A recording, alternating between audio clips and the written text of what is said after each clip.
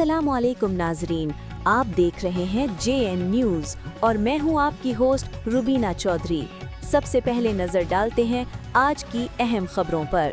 शामिल करते हैं शेख अबराज से बेरुची फनीफ तबस्सुम की रिपोर्ट के मुताबिक प्रेस और पुलिस का चोली दामन का साथ है नबील खोखर। तहरीर सैफुर रहमान सैफी एडिशनल SP नबील खोखर से प्रेस क्लब के नौमंतखी बहुत दौरान सदर Azeem Ahmed Yazdani, general secretary Shahid Aslam Jalandhari, senior नायब सदर Azim Mahmood Walana, joint secretary Tahir Rasheed Khokhar, finance secretary Rana Shahid Latif, secretary इत्तलात सैफुर रहमान सैफी, ऑफिस सेक्रेटरी राना सनाउल्लाह ने मुलाकात की है।